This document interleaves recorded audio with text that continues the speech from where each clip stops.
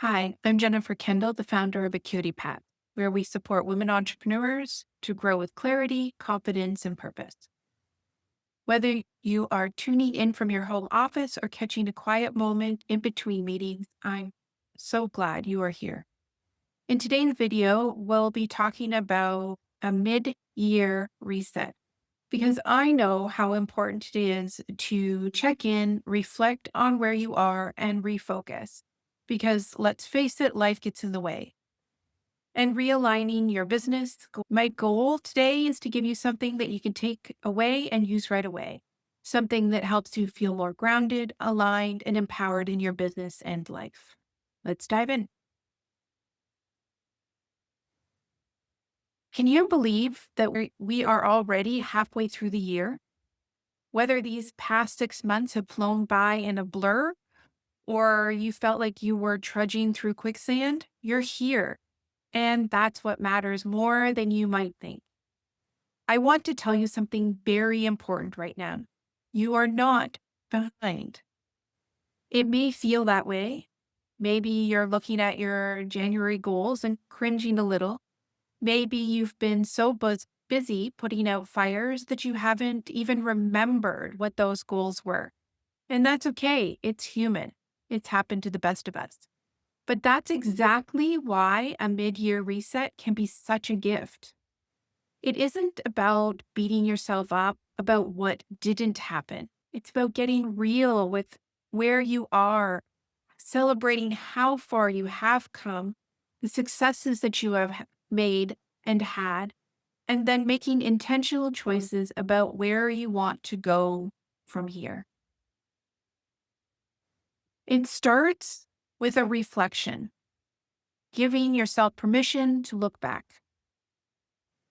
Here's what I've learned over the years of helping people navigate their businesses, including helping myself and my husband. Reflection without judgment is a superpower. We are so conditioned to always be moving forward that we forget to actually see our progress. I know some people say not to look backwards, but sometimes we need to look backwards just to see how far we have actually come. So here's a few things you can do through your reflection process. Start with your original goals. Remember those goals that you set back in January? Pull them out. Don't worry. This isn't a test to see if you failed. I want you to look at each one of your goals and ask yourself, does this still make sense for who I am today or what my business needs?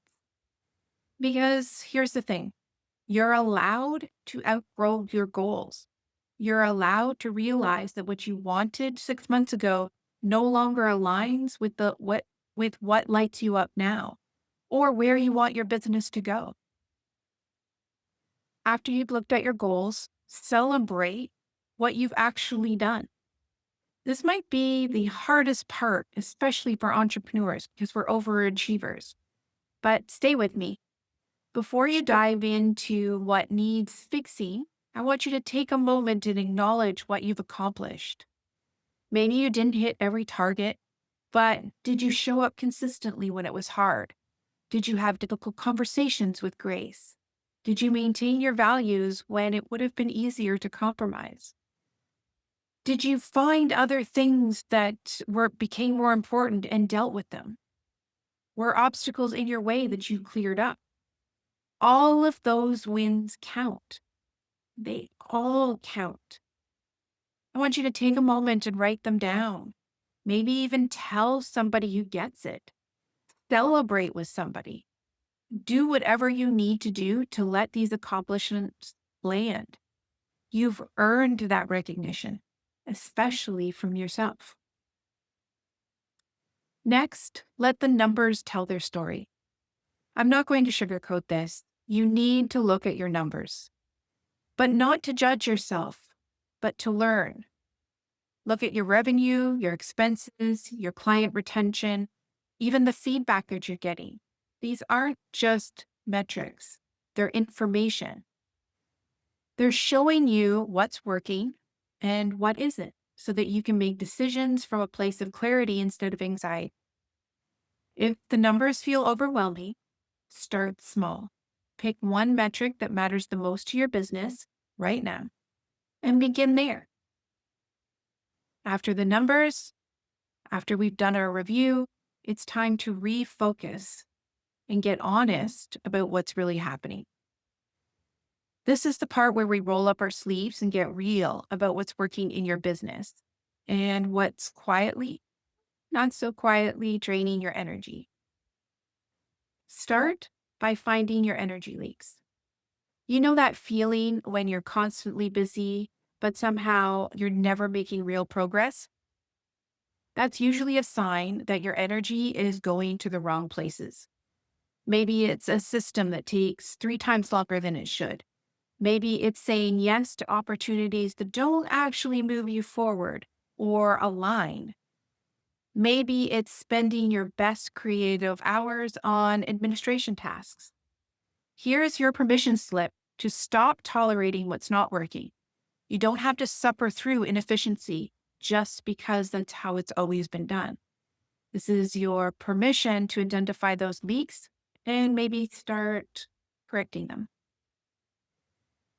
Double down on what's already working.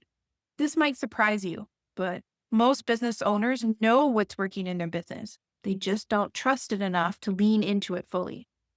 Which clients work lights you up and which ones pay well? Which marketing approaches feel authentic and bring results? Which systems make your life easier instead of more complicated? Find those things and do more of that and less of the other things. And take a moment to remember why you started. When was the last time you thought about why you really started your business? I'm not talking about the elevator pitch version, but the real messy human reason. Maybe it was freedom. Maybe it was to create an impact. Maybe it was a desire to do work that actually mattered to you. That why hasn't disappeared, but it may have gotten buried under the should do's and the supposed to do's. And I want you to take some time to dig it back up and let it guide your next decisions. The next step is to realign and choose your path forward. This is where reflection becomes action, where insights become change, where you get to consciously choose what the next 6 months will look like. Start by resetting goals that will actually fit your life. These are goals that should energize you, not exhaust you just by thinking about them.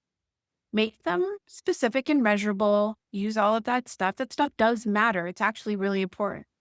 But also make sure that they feel aligned with who you are right now and where you and your business want to go. Not where you think it should go, not where you think you should want it to go, but where you actually want it to go. If that goal doesn't light you up, even just a little bit, it's probably not the right goal for you.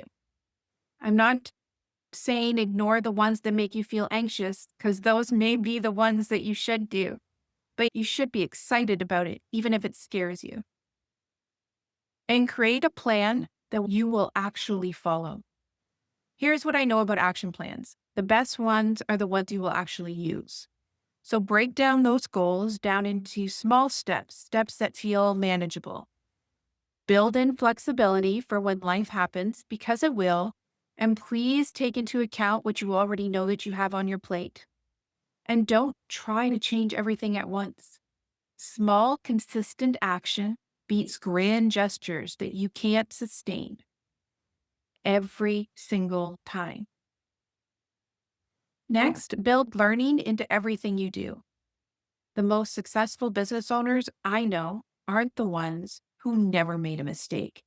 They're the ones who get curious about their mistakes instead of defeated by them. Ask yourself what this can teach me. What would I do differently next time? How can this information make me better?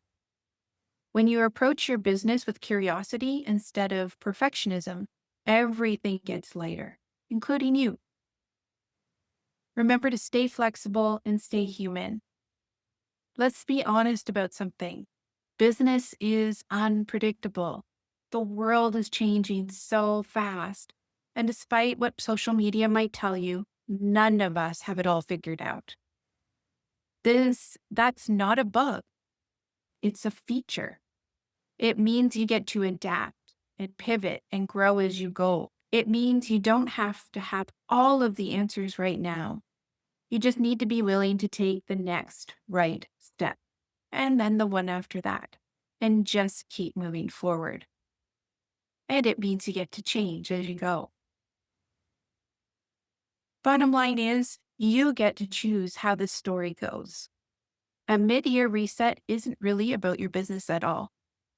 It's about you, your growth, your choices, and your willingness to keep showing up for what matters. So here's what I want you to know as you think about your next 6 months. You get to write this story. You get to decide what success looks like. You get to choose goals that align with your values and your life. You are more capable than you realize, more resilient than you give yourself credit for. And you are exactly where you need to be, even if it doesn't always feel that way. The second half of the year is waiting for you, not the perfect version of you, but the real, human, beautiful, imperfect version of you. That's the version that's going to make things happen. So let's go. And because I like to finish with quotes, here's one from C.S. Lewis. You can't go back and change the beginning, but you can start where you are and change the ending. See you next time.